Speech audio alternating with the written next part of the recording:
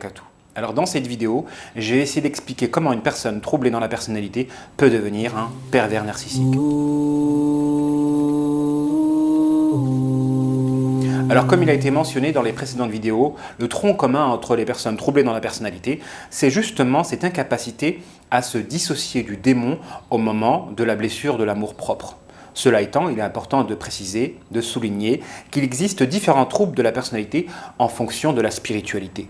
Vous avez des personnes qui sont affectées par un trouble simple, qui se manifeste uniquement au moment de la blessure de l'ego et de la colère, mais qui disparaît quand le climat se refroidit pour avoir une relation saine. Ce sont les gens qui sont humbles et sincères, comme les borderline, qui peuvent reconnaître leur tort au moment où tout se calme grâce à cette aptitude à se libérer de la rancune. Mais vous avez des gens qui ne peuvent pas se libérer justement de la rancune et qui peuvent haïr constamment, comme ceux qui sont frappés par l'estime vaniteuse de soi. Et vous en avez d'autres, ceux qui sont frappés justement par la caractéristique de l'hypocrisie et qui, eux, vont se dédoubler dans la personnalité. Donc c'est notre sujet d'aujourd'hui, le sujet de la perversité narcissique. Alors comme je l'ai mentionné, tous les troubles de la personnalité ont pour caractéristique commune l'action, l'incapacité à se dissocier du démon au moment de la blessure égocentrique. Donc le diable rêve de pouvoir siéger au sein d'une personne troublée dans la personnalité parce qu'il sait qu'au moment de la blessure égocentrique, il pourra la manipuler. Cela étant, le diable se nourrit. Et la nourriture du démon, c'est en fonction de la nourriture du démon que le trouble va se singulariser. Pour ce qui concerne notre propos, à savoir celui de la perversité narcissique, la nourriture du démon ici, c'est la tromperie. Il est important de préciser qu'il existe deux types de tromperie.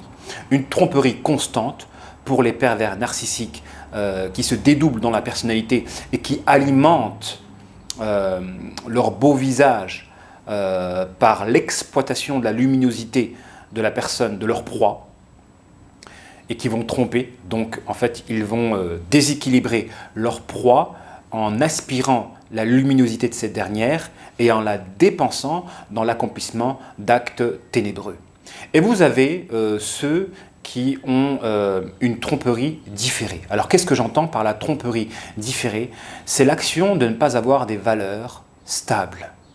L'action d'avoir uniquement des valeurs de manière circonstancielle, c'est-à-dire l'action d'être bien uniquement quand tout va bien et au moment de l'épreuve de perdre toutes les belles valeurs qui caractérisaient notre être au moment où tout allait bien.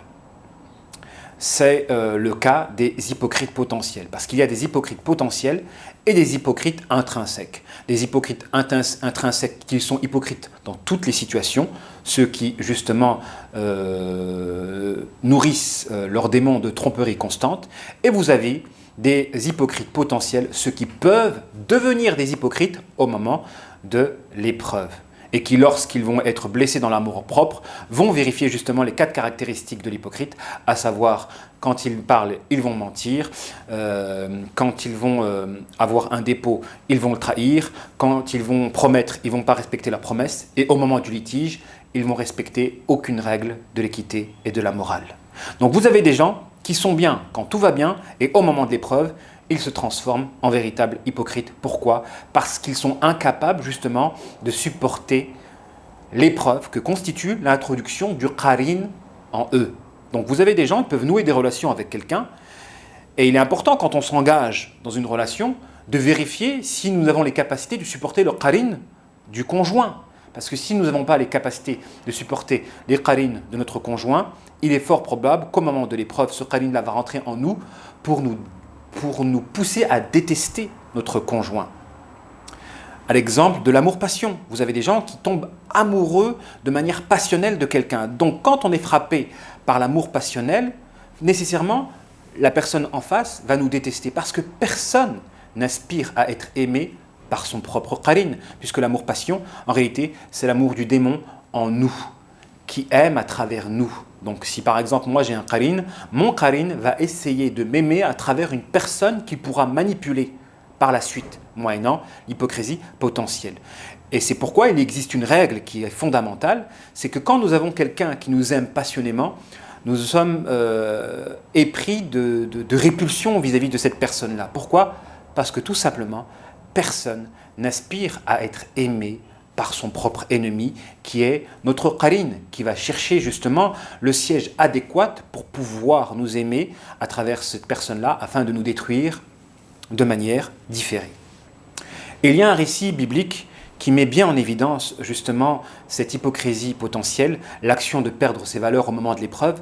C'est le récit où Jésus dit à Pierre, avant que le coq ne chante au matin par 3 fois, tu vas me renier. Cette scène-là est bien mise en évidence justement dans le film de Mel Gibson, où on voit Pierre justement trahir sous la pression de la foule son maître Isa, alayhi salam.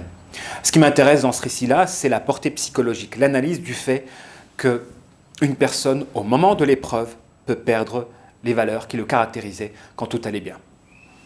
Alors c'est important de mettre en évidence cette hypocrisie potentielle afin que vous ne vous engagiez pas dans une relation avec une personne qui risque de devenir votre ennemi au moment de l'épreuve. Vous avez l'hypocrisie constante. C'est l'hypocrisie qui caractérise justement les pervers narcissiques, ceux qui ont 2 visages et qui en réalité vouent un amour passionnel pour leur propre démon, d'où le côté narcissique de la chose. Quand on aime passionnément son démon, son qarine, et quand celui-ci est collé à notre âme, alors nous allons nous aimer passionnément. Le côté narcissique de la chose.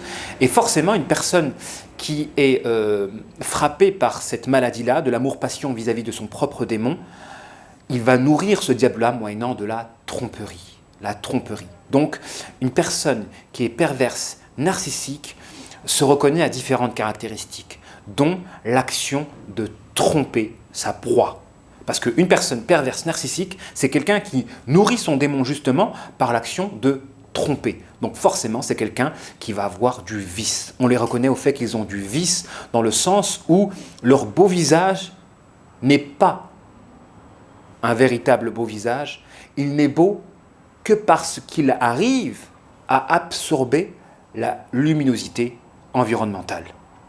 Donc ce sont des gens qui s'équilibrent en provoquant du déséquilibre. Et c'est dur justement de les démasquer parce que ce sont des gens qui justement peuvent sembler être des gens bien quand ils sont entourés par des gens bien, parce qu'ils ont l'aptitude justement d'absorber la luminosité environnementale afin de la transformer en carburant pour leurs propres ténèbres. Donc forcément, une personne perverse, narcissique, c'est quelqu'un qui trompe et qui a 2 visages. Un visage par lequel il agrippe sa proie et un autre visage par lequel il se dépense dans la négativité. Donc c'est quelqu'un qui consume sa proie.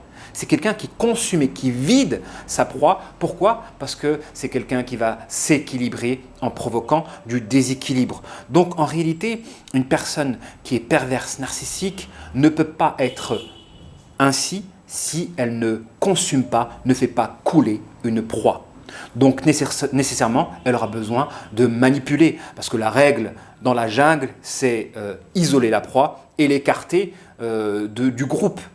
Donc vous avez des pervers narcissiques qui pratiquent le même principe pour pouvoir exercer une manipulation sur leur proie. Ils vont l'isoler moyennant la manipulation afin de l'exploiter dans la solitude et l'écarter de tout éventuel démasqueur. C'est la règle. Donc quand vous avez quelqu'un qui aspire à vous isoler, à nouer une relation à l'abri des regards et à contrôler justement cette relation de telle manière que personne ne puisse avoir un œil dessus, ceci indique que la personne aspire à vous manipuler moyennant l'isolement. Et si vous avez en plus une personne qui vous écarte de toute personne susceptible de démasquer cet éventuel bourreau, alors là vous avez tous les ingrédients qui peut trahir la personne et le confronter à la réalité de son visage.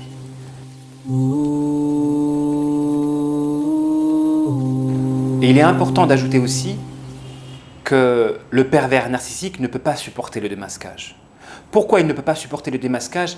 Puisqu'étant donné qu'il voue une passion pour son propre démon, et on le sait bien, quand on voue une passion pour quelque chose, Il suffit de nous séparer de cette chose-là pour que nous perdons le goût de vivre, puisque c'est justement cette chose-là qui va donner un sens à notre vie, qui va animer nos mouvements.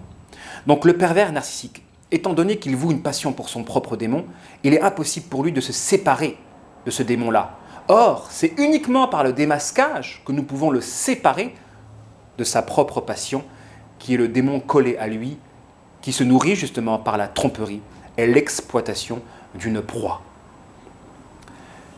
Donc vous avez ici l'indicateur qui révèle que ce trouble de la personnalité-là est un trouble qui relève de la malédiction, étant donné qu'il y a un cercle vicieux qui empêche le pervers narcissique de reconnaître son trouble. Mais alhamdoulilah, il ne faut pas perdre espoir, parce que nous avons réussi justement à aider des personnes qui étaient pervers narcissiques à s'en sortir, à guérir, par la première des étapes bien sûr, reconnaître leur double visage et demander pardon à la proie qu'ils ont exploitée et consumée par la tromperie. C'est pourquoi d'ailleurs, on peut comprendre pourquoi nous sommes si détestés. Il y a une guerre à l'heure d'aujourd'hui spirituelle, une guerre entre la lumière et les ténèbres. Pourquoi ? Parce que vous avez les hypocrites qui veulent absolument triompher moyennant la tromperie, qui se heurtent à des profilers chargés justement de les démasquer. Et nécessairement, quand vous démasquez les hypocrites, ces hypocrites-là vous auront en horreur. Ils vous auront en horreur. Et c'est notre devoir à tous, nous musulmans, de travailler à être davantage sincères, à aider les personnes à devenir sincères et à confondre et à faire tomber les masques des hypocrites afin que la lumière puisse l'emporter sur les ténèbres. Wassalamu alaikum wa rahmatullahi ta'ala wa barakatuh.